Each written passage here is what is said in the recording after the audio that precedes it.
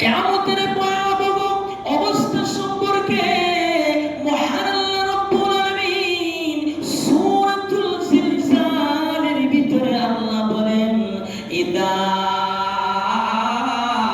জুলজিলাতিল আরদু জিলজালাহা ওয়া আখরাজাতিল আরদু আথকালাহা ওয়া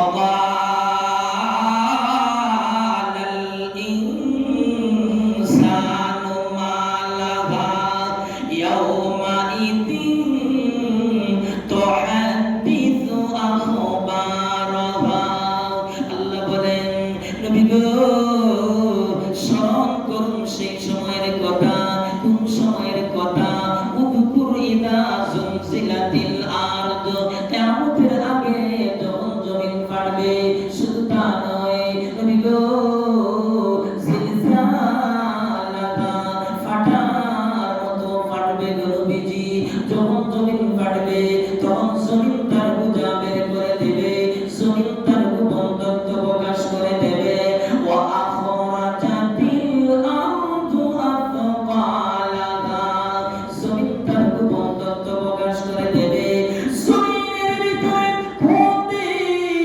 প্রত্যেকের ভিতরে পাপাচার করেছো, গুনাহের কাজ করেছো, গান বাজনা করেছো, জিনা ব্যভিচার করেছো, সবগুলা জমিন প্রকাশ করে দেবে। এমনি অবস্থায় মানুষ বলবে, ওয়াকালাল ইনসানু মা লাহা, মানুষ বলবে আজকে জমিনের কি হলো? জমিন কেন কম্পন সৃষ্টি হলো? জমিন কেন তার বোঝা বের করে দিল? আল্লাহ বলেন, ইয়াউমা ইদিন তুহাদ্দিসু আখবারাহা, আল্লাহ বলেন কিয়ামতের দিন জমিন তার খবর বর্ণনা করে দেবে। জমিনকে আমার আল্লাহ মুহাদ্দিস বানিয়ে দেবে। যেমন ভাবে মুহাদ্দিসিনে কেরাম হাদিস বর্ণনা করেন, ঠিক তেমনি ভাবে আল্লাহ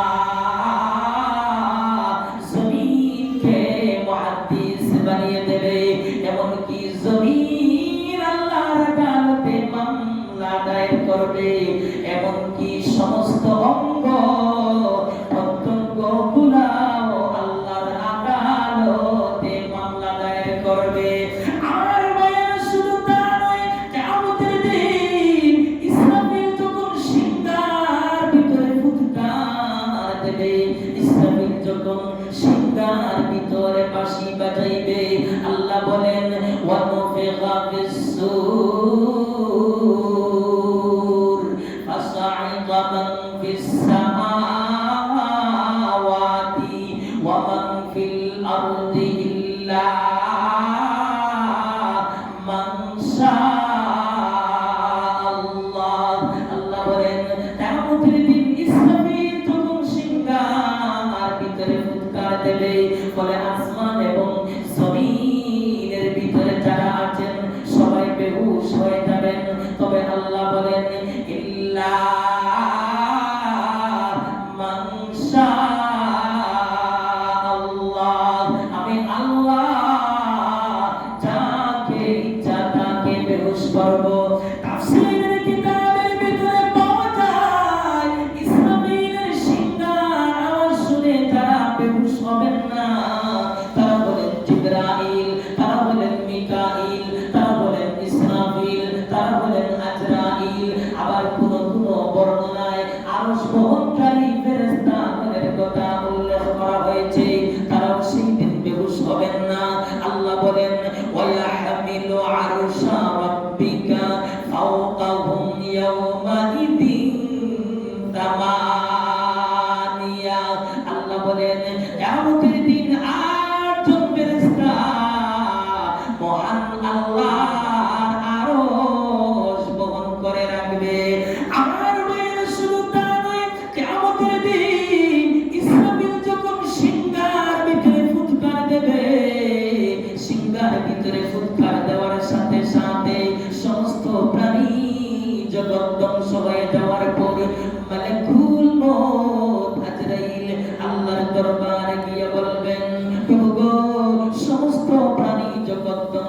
গতিশীল, সবাই মৃত্যুর মুখে পতিত হয়েছে, আমার আল্লাহ সব জানেন।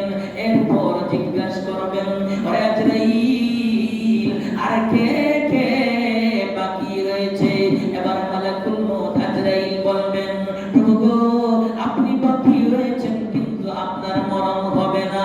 আর জিবরাইল, মিকাইল, ইসরাফিল আর আমি আজরাইল আর আরশ বহনকারী ফেরেশতাগণ বাকি রয়েছেন। এবার মহান আল্লাহ মালাকুল মউত আজরাইলকে বলবেন, ও মালাকুল মউত আজরাইল, যাও যাও তুমি জিবরাইল এবং মিকাইলের জান কবজ করো। এবার মালাকুল মউত আজরাইল জিবরাইল এবং মিকাইলের জান কবজ করবেন। জান কবজ কইরা আল্লাহর আদালতে গিয়া বলবেন, প্রভু গো, জিবরাইল এবং মিকাইলের জান কবজ করা হয়েছে, আমার আল্লাহ সব জানেন। এরপর জিজ্ঞাসা করবেন, ও মালাকুল মউত আজরাইল, আর কে কে বাকি রয়েছে? এবার মালাকুল মউত আজরাইল বলবেন, ও মালিক, আপনি বাকি রয়েছেন কিন্তু আপনার মরণ হবে না। আর আরশ বহনকারী ফেরেশতাগণ বাকি রয়েছে, আর ইসরাফিল আর আমি আজরাইল বাকি রয়েছি। এবার মহান আল্লাহ মালাকুল মউত আজরাইলকে বলবেন, ও মালাকুল মউত আজরাইল, যাও যাও তুমি আরশ বহনকারী ফেরেশতাগণের জান কবজ করো।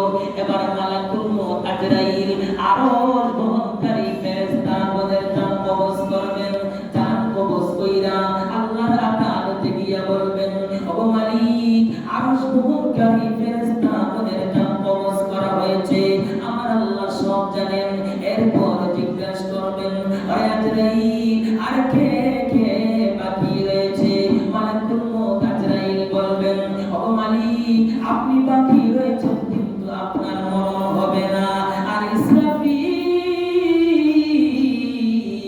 আর আমি আজরাইল বাকি রয়েছি। এবার মহান আল্লাহ আরশকে আদেশ করবেন, ইসরাফিলের কাছ থেকে সিংহা নিয়ে নাও। এবার মহান আল্লাহ ইসরাফিল এবং আজরাইলকে জিজ্ঞাসা করবেন, ও ইসরাফিল এবং আজরাইল, তোমরাও কি সৃষ্টি? বলে, হ্যাঁ, আমরাও সৃষ্টি। তোমরাও কি মরণশীল? বলে, হ্যাঁ, আমরাও মরণশীল। তাহলে তোমরাও মইরা যাও। সাথে সাথে ইসরাফিল এবং আজরাইলের মরণ হয়ে যাবে।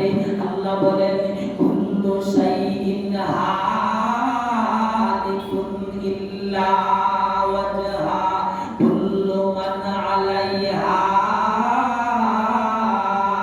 ফান, ওয়া ইয়াবকা ওয়াজহু রাব্বিক